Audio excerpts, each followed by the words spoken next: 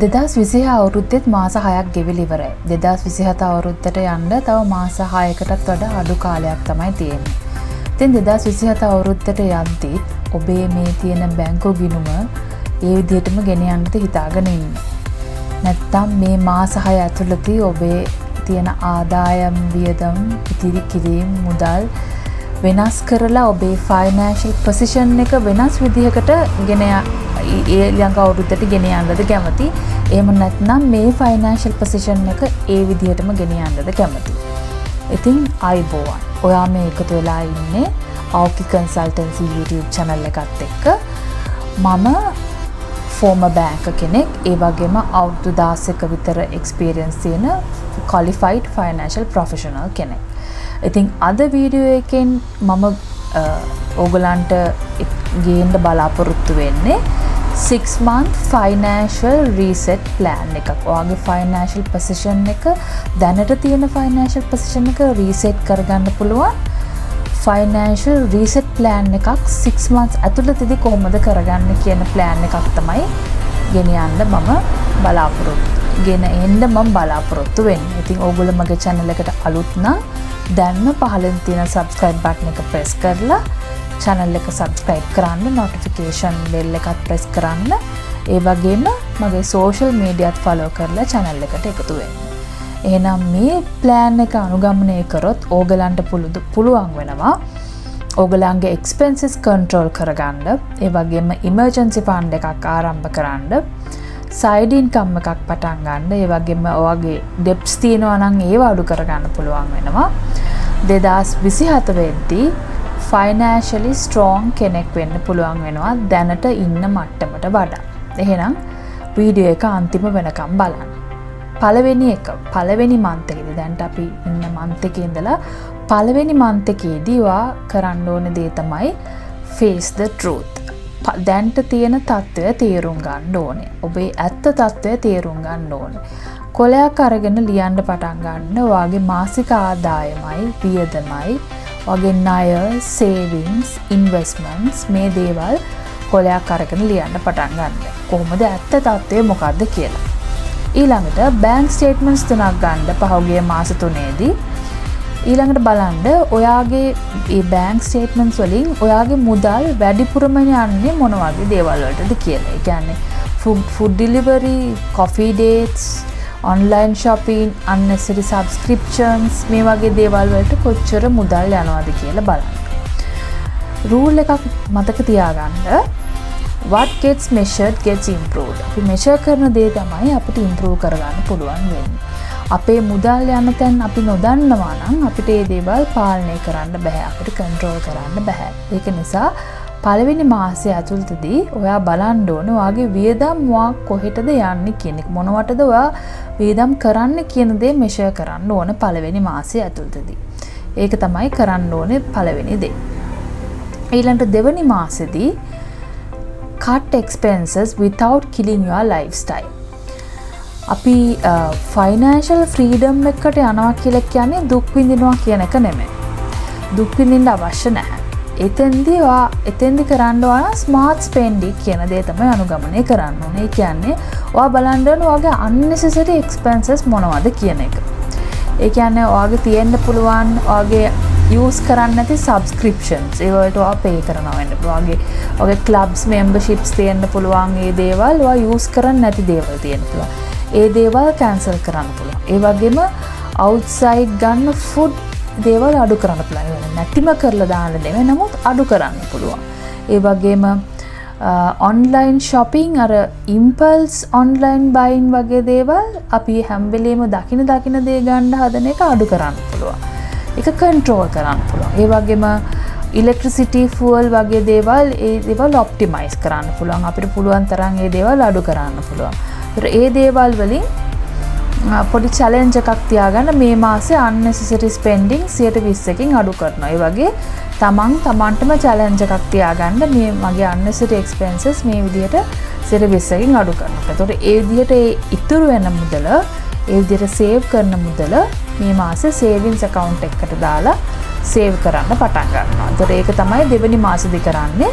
expenses cut කරනවා. ඔයාගේ lifestyle එක වෙනසක් කරගන්න නැතුව. ඒක තමයි කරන්නේ. තුන්වෙනි මාසෙදි කරන්නේ ඔයාගේ ඉන්කම් එක ඉන්ක්‍රීස් කරන්න පුළුවන් opportunities මොනවද කියලා බලනවා. increase your income.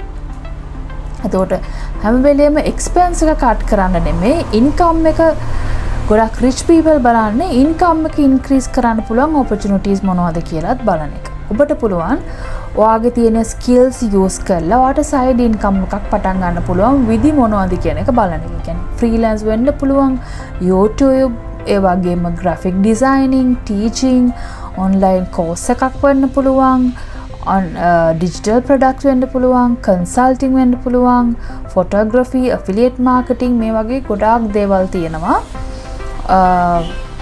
side income හොයන්න පුළුවන් වගේ increase වගේ income එක දැන්ට තියෙන income එක increase කරගන්න පුළුවන් විදි. ඉතින් මේ විදිහට ඔයාගේ income එක increase කරගන්න පුළුවන් තව opportunities ඔයා හොයාගෙන ඒ දේවල් වලින් income එක increase කරගන්න. එතකොට income එක problem එකක් නම් expense එක cut කරලා විතරක් ඒක solve කරගන්න බෑ. එහෙනම් තව ඔයාගේ income sources වැඩි කරගන්න. at least තව extra income එකක්වත් වැඩි කරගන්න බලනවා. ඒක තමයි තුන්වෙනි මාසෙදි කරන්න හදන්නේ. තුන්වෙනි මාසෙදි ඒ දෙයට focus කරනවා. ඊළඟට හතරවෙනි මාසෙ එනවා. හතරවෙනි මාසෙදි වැදගත්ම දෙයක් කරනවා. ඔයාගේ emergency fund එකක් build up කරනවා. build your emergency fund. ඒ කියන්නේ financial stress එකයි ලොකුම හේතුව තමයි ඔයාට එන unexpected expenses. සමහරවිට hospital bill එකක් වෙන්න පුළුවන්, vehicle repair එකක් වෙන්න පුළුවන්, job loss එකක් වෙන්න පුළුවන්, family emergency එකක් වෙන්න පුළුවන්. මේ වගේ දේවල් වලට හදිසි අවශ්‍යතාවයක් සඳහා සල්ලි නැති වෙන්න පුළුවන්. මේක තමයි කියන්නේ emergency fund එකක් කියලා කියන්නේ investment එකක් නෙමෙයි. හදිසි අවශ්‍යතාවයක් සඳහා අපි එකතු කරන සල්ලි ප්‍රමාණයක්. ඒතර මේක emergency fund එකක් අපි හදා ගන්න ඕනේ. සමහරවිට මේක ලොකු මුදල් ප්‍රමාණයක් වෙන්න අවශ්‍ය නැහැ. පොඩි මුදල් ප්‍රමාණයකින් පටන් ගන්න පුළුවන්. සමහරවිට හදිස්සි වෙල අවස්ථාවකදී වගේ ජොබ් එක නැති වෙන්න පුළුවන්. ඒතර ඒ වගේ වෙලාවකදී මාස 3ක් 6ක් වගේ කාලයක් සඳහා ඔයාගේ living expenses cover කරන්න පුළුවන් විදිහට ෆන්ඩ් එකක් ඔයා ක්‍රියේට් කරලා තියාගන්න ඕනේ. මේක තමයි emergency fund එක කියන්නේ. ඒතර මේක තමයි මේ වගේ ෆන්ඩ් එකක් ඔයා ක්‍රියේට් කරගන්න ඕනේ හතරවෙනි මාසෙදී. මේක ඉන්වෙස්ට්මන්ට් එකක් නෙමෙයි, මේක ඇත්තටම ප්‍රොටෙක්ෂන් එකක්. මේ වගේ හදිසි එක්ස්පෙන්ස් එකක් කවර් කරගන්න පුළුවන් ප්‍රොටෙක්ෂන් එකක්. ඒතර මේ ෆන්ඩ් එක ක්‍රියේට් කරගන්න ඕනේ 4th month එකේ. ඊළඟට 5 වෙනි මාසෙදී තමයි ඔයා ඉන්වෙස්ට් කරන්න පටන් ගන්න. start investing. savings වලින් rich වෙන්න බෑ. කවදාවත් savings වලින් rich වෙන්නේ නැහැ. money should work for you. money should work for you, not ඒක නිසා හැම වෙලේම ඔබ හොඳට රිසර්ච් කරලා ඔයාට ගැලපෙන ඉන්වෙස්ට්මන්ට් සෝස් එක ඉන්වෙස්ට්මන්ට් මෙතඩ් එක හොයාගන්න පුළුවන්. ඒක unit trust වෙන්න පුළුවන්, treasury bills වෙන්න පුළුවන්, treasury bonds වෙන්න පුළුවන්, stock market වෙන්න පුළුවන්, ETFs වෙන්න පුළුවන්, gold වෙන්න පුළුවන්. ඉතින් එක එක investment methods තියෙනවා, investment opportunities තියෙනවා. ගොඩක් එක රිසර්ච් කරලා Tamanට ගැලපෙන විදිහේ investment method එකක් හොයාගෙන ඒ විදිහට investment එකක් කරන්න ඕනේ. investment කරන්න කලින් ඒ දේවල් ගැන ඉගෙන ගන්න education එකට invest කරගන්න ඕනේ.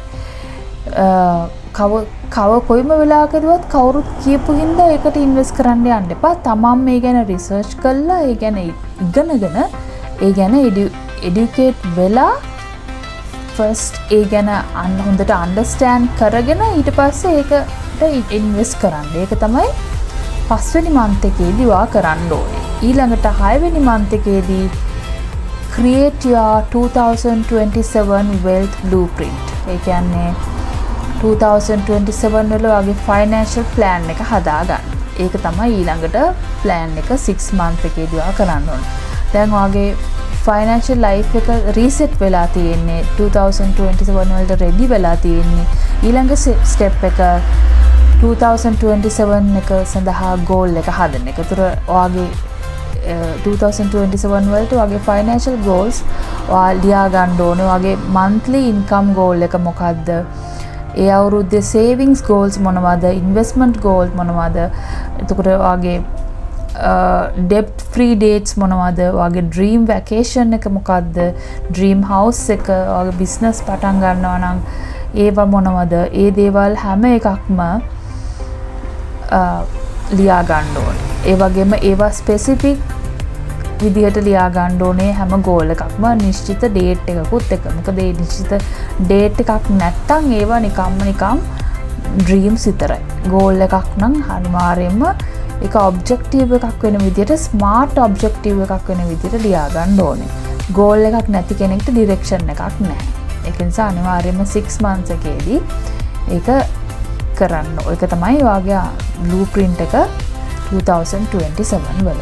එතකොට බෝනස් හැබිට් එකක් විදිහට ඔයාව රිච් කරන්න පුළුවන් හැබිට්ස් ටිකක් මම මේ වීඩියෝ එකෙන්ම කියලා දෙනවා. 2027 වලට යද්දී ඔගේ බ්ලූප්‍රින්ට් එක හදුවට පස්සේ අනිවාර්යයෙන්ම හැම සක්සස්ෆුල් පර්සන් කෙනෙක්ම කරන හැබිට්ස් ටිකක් ඒ තමයි පළවෙනි දේ තමයි හැමදාම pages 10ක් කියවන්න පොතකින්. කියන්නේ තමාගේ දියුණුව වෙනුවෙන් තියෙන පොත් මගේ channel එකේ මේ වගේ පොත් ගැන මම ගොඩක් reviews දෙනවා. ඒ වගේ පොතකින් පිටු 10ක් හැමදාම කියවන්න. ඒ වගේම අලුත් skill එකක් ඉගෙන ගන්න invest කරන්න.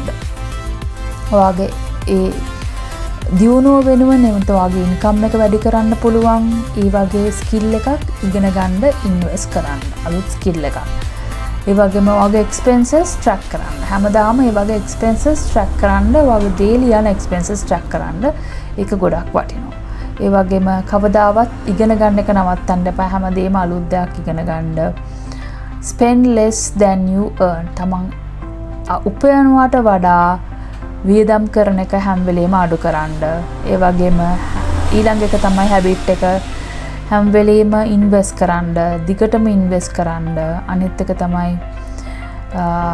avoid lifestyle inflation. inflation එක වැඩි වෙන විදිහට lifestyle එක වෙනස් කරන්න එපා. lifestyle එක upgrade කරන්න හදන්න එපා inflation එකත් එක්ක. එතකොට මේ විදිහට small habits daily repeat කරද්දී ඒක wealth එක massive විදියට create කරන්න ගොඩාක් හේතු වෙනවා. ඒකට මේ විදිහේ මේ reset plan එක ගොඩාක් හේතු වෙයි. ඔයගලගේ year 2027 එකේ වගේ financial position එක දැන් තියෙන තත්ත්වයට වඩා හොඳ මට්ටමකින් grow කරගන්න ගොඩාක් හේතු වෙයි. එහෙමනම් 2027 වෙනස් වෙන්නේ calendar එක නෙමෙයි. ඒක ඔබේ decision එක. අද ඔබේ කරන financial decision එක තමයි ලබන අවුරුද්දේ ඔබේ ජීවිතය තීරණය කරන්නේ. ඔබේ financial position එක තීරණය කරන්නේ. අදම පටන් ගන්න. tomorrow කියලා දවසක් වෙන්නේ නැහැ. start today, start small, stay consistent. 2027 ඔබට ස්තුති කරනවා ඔබ අදම පටන් ගත්තොත්. මොකද එතකොට වාගේ financial position එක මේ තියෙන තත්ත්වයට වඩා ඒ වෙද්දී 2027 වෙද්දී තව ගොඩක් දියුණු තත්ත්වයකට පත් වෙනවා. එහෙමනම් මේ වීඩියෝ එකෙන් ඔයාට යම් වැලියු එකක් ලැබුණා නම් මේ වීඩියෝ එක ලයික් කරන්න, ඒ වගේම ඔයගේ යාළුවන්ටත් බලන්න ෂෙයා කරන්න, ඒ වගේම මේ වීඩියෝ එකට කමෙන්ට් කරන්න. මේ වගේ වීඩියෝස් ඉදිරියටත් බලන්න financial literate පිළිබඳව, ඒ වගේම money management, investing, personal growth පිළිබඳ වීඩියෝස් ඉදිරියටත් බලන්න. Auki Consultancy channel එක subscribe කරන්න, මගේ social media follow කරන්න. ඉදිරියටත් හම්බෙමු තවත්